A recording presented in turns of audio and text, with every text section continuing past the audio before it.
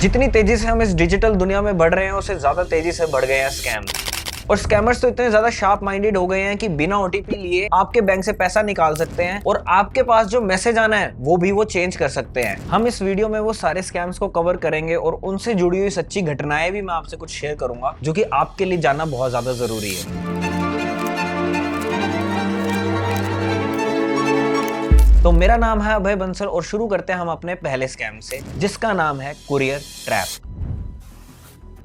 हमारे बैंक से पैसा तभी निकलता है जब हम किसी को ओटीपी दे देते हैं, पर ये कुरियर ट्रैप में हमें वहां तक कैसे लेके जाते हैं कि हम उन्हें एक ओटीपी दे दें जिससे वो हमारे बैंक से पैसा निकाल सके। तो शुरुआत इसकी होती है कि जब वो पहला मैसेज हमें सेंड करते हैं जिसमें लिखा होता है कि आपका डॉक्यूमेंट डिलीवर नहीं हो पाया ड्यू टू इनकरेक्ट एड्रेस। उस मैसेज में ये भी लिखा होता है कि ये गवर्नमेंट या फिर किसी बैंक द्वारा भेजा गया कोई आपका इंपॉर्टेंट डॉक्यूमेंट है, जिस कारण हमारे मन में एक अर्जेंसी पैदा हो जाती है कि अगर ये डॉक्यूमेंट ना मिला तो कोई चार्जेस ना लग जाए या हमारी केवाईसी या फिर आधार कार्ड वगैरह में दिक्कत ना आ जाए। अब इस मैसेज से वो दो तरीके से आपके साथ स्कैम कर सकते हैं। इसमें पहली चीज स्कैमर करता है कि आपको फोन कॉल करता है और दूसरा स्कैम होता है फिशिंग अटैक। अब ये फिशिंग अटैक क्या होता है? जब आपको कोई ऐसा लिंक भेजता है जो कि जेन्युइन नहीं होता बट आप उस लिंक में खोल के अपनी डिटेल्स भर दें तो आप फिशिंग अटैक में फंस जाते हो, उसे कहते हैं फिशिंग स्कैम। तो जो वो लिंक होता है, जब आप उस लिंक पे जाते हो और अपनी डॉक्यूमेंट डिटेल भरते हो जो उस मैसेज में दी जाती है, वो फिशिंग अटैक में आप फंस चुके होते हो, क्योंकि वो लिंक और डॉक्यूमेंट डिटेल इसी तरीके से बनाया जाता है कि जब आप वो लिंक पे जाके डॉक्यूमेंट डिटेल डालोगे तो वो सारी डिटेल्स एज इट इज दिखाएगा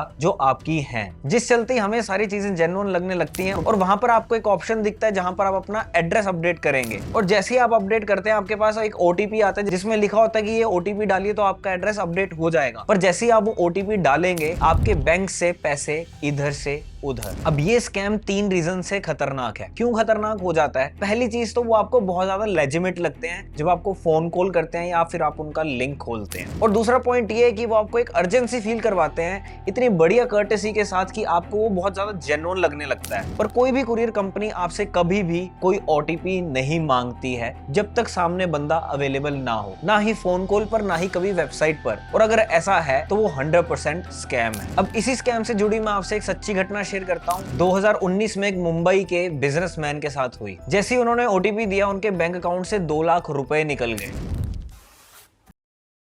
जब इस केस की इन्वेस्टिगेशन हुई तो पता लगा कि एक स्कैमर ने हूबहू दिखने वाली ओरिजिनल एक कुरियर की वेबसाइट बनाई थी, उसका क्लोन बनाया था जहां पर उन्हें अपना एड्रेस अपडेट करना था। जैसे ही उन्होंने अपना एड्रेस अपडेट किया उस बिजनेसमैन के अकाउंट से सीधा 2 लाख रुपए निकल गए। अब चलते हैं हमारे नेक्स्ट स्कैम की तरफ जिसका नाम है क्रेडिट कार्ड असिस्टेंस स्कैम। इस स्कैम में आपको एक कॉल आएगा जिसमें आपको एक कंपनी ऑफर करेगी बड़े बड़े बैंक्स का नाम लेके कि क्रेडिट कार्ड ले लो। और कुछ जॉब वर्किंग या फिर कॉलेज बॉयज ग्रीड में आके क्रेडिट कार्ड ले भी लेते हैं, जबकि उनके बिना केवाईसी डॉक्यूमेंट या फिर बहुत ज्यादा बिना प्रोसेसिंग के उनको क्रेडिट कार्ड डिलीवर भी करवा दिया जाता है फ्रॉम दी बैंक। वो ये क्रेडिट कार्ड सेल करने का बैंक से कमीशन भी लेते हैं। यहाँ तक सारा प्रोसेस जेन्युइन होता है, पर वहां पर आता है एक ट्विस्ट जब इस असिस्टेंट के साथ एक स्कैमर भी काम करने लगता है। जब असिस्टेंट ने वो क्रेडिट कार्ड आपको डिलीवर करवाया था उसमें लगे होते हैं चार्जेस, और वो आपको हर रोज कॉल करके पूछती है या पूछता है कि क्या आपका क्रेडिट कार्ड ठीक चल रहा है। और हफ्ते 10 दिन बीतते नहीं है कि आपको वो चार्जेस दिख जाते हैं और आप उस दिन उस असिस्टेंट को फोन करके बोलते हो कि मेरे क्रेडिट आपके कार्ड में तो चार्जेस लगे। तो वो आपको उसी तरीके से, जैसे मैंने आपको कुरियर स्कैम बताया, उसी तरीके से आपको एक फिशिंग लिंक भेजेगी जिसमें आपको डिटेल्स फिल करनी होगी to remove that charges from your card. और जैसे ही आप रिमूव चार्जेस पे क्लिक करके डिटेल्स भरोगे और वहां पर एट द एंड आपको एक ओटीपी फिल करना होगा, पर जो आपको ओटीपी के लिए मैसेज आएगा वो भी बिल्कुल जेन्युइन आएगा। जेन्युइन एज इन कैमर के द्वारा भेजा गया, आपका यहाँ पे मैसेज का सर्वर भी हैक हो सकता है। और जो आपको मैसेज आएगा उसमें यही लिखा होगा कि ये ओटीपी डालने से आपके सारे चार्जेस रिमूव हो जाएंगे, पर वो ओटीपी पैसे विथड्रॉ करने का होता है। तो जैसे ही आप ओटीपी डालोगे, आपके बैंक से कितने भी पैसे स्कैमर निकाल सकता है, जितने भी आपकी उस क्रेडिट कार्ड की लिमिट होगी। और इस तरीके से आप उस स्कैम में फंस जाते हो। और इसमें आपको स्कैमर बोलता है कि आपके थोड़े से पैसे ब्लॉक हो जाएंगे to remove the charges for next 15 to 20 days. और आप 2 या 3 दिन में रियलाइज कर लेते हो कि आपके साथ एक स्कैम हो गया। इस क्रेडिट कार्ड स्कैम में भी एक बहुत बड़ी साइकोलॉजी छुपी है, जिसमें वो आपका ट्रस्ट तो बनाते ही बनाते हैं बड़े बड़े बैंक्स का नाम लेके, पर आपके इसमें ग्रीडी होने का भी फायदा उठाते हैं। वो आपको 4 लाख रुपए तक तक की लिमिट बोलते हैं, जबकि आपके पास जो क्रेडिट कार्ड रिसीव होगा उसमें सिर्फ 1.5 लाख की क्रेडिट लिमिट होगी। अब कितने सारे कॉलेज बॉयज हैं जो कि इस ग्रीड में आगे सारी केवाईसी डिटेल्स भी दे देते हैं, जो आगे जाके ब्लैक मार्केट में भी सेल होती है। हमारे तीसरे और अगले स्कैम का नाम है केवाईसी अपडेट स्कैम। जब से आरबीआई की गाइडलाइंस पास हुई है कि हर बैंक को केवाईसी अपडेट करवानी जरूरी है, तब से स्कैम बहुत कॉमन हो गया है। और जहां पर वर्ड यूज हो जाता है कॉमन और स्कैम साथ में, दैट मींस उसमें काफी ज्यादा लोग फंस रहे हैं। और इस स्कैम के बारे में जानना तो और भी ज्यादा जरूरी हो जाता है। ये स्कैम इतना बड़ा हो गया है कि आरबीआई की तरफ से भी कई बार वार्निंग आती है कि डू नॉट शेयर और OTP for your KYC updates. अब ये स्कैम कहां से शुरू होता है? इस स्कैम में दो तरीके के मैसेज आते हैं कि अपडेट योर केवाईसी और your account will be blocked. इस केस में आप तब डर जाते हो जब आपके बैंक अकाउंट में बहुत ज्यादा पैसे पड़े होते हैं। और यही मैसेज थोड़ा चेंज होकर आता है कि update your KYC, your account has been frozen. इस स्कैम में हम काफी ज्यादा अर्जेंसी फील करते हैं और जहां पर जो भी डिटेल्स मांगी होती है हम वो सारी फिल कर देते हैं, और अगर फोन कॉल पे मांगी होती है तो हम जल्दबाजी में भी डिटेल दे देते हैं। इससे भी जुड़ी एक सच्ची घटना है जिसमें एक बुजुर्ग आदमी फंस गया था, दिल्ली का सीनियर सिटीजन, जिसके बैंक अकाउंट से भाई 5 लाख रुपए निकल गए थे। इसकी इन्वेस्टिगेशन की तो पता लगा इसमें स्कैमर ने एक साइबर कैफे में जाकर आईपी एड्रेस चेंज करके स्कैम रचा। क्या आपको लगता है कि गवर्नमेंट को इस पे स्ट्रिक्ट एक्शन या कोई लॉ बनाना चाहिए? तो कमेंट सेक्शन में जरूर लिख कर जाना। और अगर आपको इस स्कैम से बचना है तो हमेशा सोच समझ कर एक्शन लीजिए। कहीं भी ओटीपी डालने से पहले या कहीं भी पेमेंट करने से पहले उसे 2 से 3 बार चेक कीजिए। कोई भी एक्शन अर्जेंसी में लिया गया आपको किसी भी बड़े स्कैम में फंसा सकता है। अब चलते अपने अगले स्कैम की तरफ, और अगर आपने ईयरफोन पहने हुए हैं तो उन्हें उतार लीजिए, क्योंकि मैं चाहता हूं आपके साथ वाले भी स्कैम के बारे में जरूर सुने। अब ये रोमांस स्कैम 2 तरीके से मार्केट में बहुत बड़े लेवल पे बढ़ चुका है। पहला है हनी ट्रैप और दूसरा रोमांस स्कैम के नाम से ही जाना जाता है। हनी ट्रैप में लड़की आपको छोटे टाइम के रिलेशन में इतना ट्रस्टवर्दी कर लेगी कि आप उससे अपनी कुछ पर्सनल इंफॉर्मेशन या इमेजेस भी शेयर कर बैठते हैं, और वो आपको फिर थोड़े टाइम बाद ब्लैकमेल करती है कि वो आपके फ्रेंड्स और फॉलोअर्स को भेज देगी अगर आपने उन्हें पैसे नहीं दिए तो। ये तो होता है एक हनी ट्रैप। और एक रोमांस स्कैम होता है जिसमें रिलेशन थोड़ा सा बड़ा होता है। अब रोमांस स्कैम में क्या होता है कि थोड़े रिलेशन के बाद लड़की या लड़का बोलता है कि उनके घर पे बहुत ज्यादा दुविधा आ गई, उनके पेरेंट्स बीमार पड़े हैं या फिर कोई हॉस्पिटलाइज हो गया है, जिसमें अर्जेंसी में आके आप पैसा ट्रांसफर कर देते हो। इस स्कैम से बचने के लिए आपको 2-3 चीजें करनी बहुत ज्यादा जरूरी है। पहला, अगर आपके साथ ऐसा कुछ हो गया है और सामने वाला आपको ब्लैकमेल कर रहा है तो अपने पेरेंट्स या फ्रेंड्स से जरूर शेयर करें, इसे अपने तक ना रखें, नहीं तो आप इस दलदल में और फंसते जाएंगे। और दूसरा पॉइंट, अगर आप सोशल मीडिया पे एक फ्रेंड बना रहे हैं जो कि आगे जाके आपकी क्लोज हो सकती है या फिर गर्लफ्रेंड बॉयफ्रेंड बन सकती है, तो उनकी प्रोफाइल को बहुत अच्छे से चेक करें, क्योंकि फेक प्रोफाइल बनाना आजकल बहुत ज्यादा इजी हो गया। अब चलते हैं हमारे अगले स्कैम की तरफ जिसमें पेरेंट्स तक को टॉर्चर किया जाता है, और उसका नाम है डिजिटल अरेस्ट स्कैम। अब ये डिजिटल अरेस्ट स्कैम आपने हो सकता है कुछ रील्स या शॉर्ट्स में देखा हो, बट बहुत ज्यादा टॉर्चरिंग रहता है ये पेरेंट्स के लिए। अब इसमें क्या होता है कि आपको एक सीबीआई ऑफिसर या फिर कोई एसएचओ बनकर फेक कपड़े पहनकर आपको वीडियो कॉल करेगा या फिर एक फोन कॉल करेगा जो कि पेरेंट्स के पास रिसीव होगी, और वो पेरेंट्स को बोलेगा कि आपका बेटा किसी चोरी चकारी या किसी रेप केस में फंस गया है।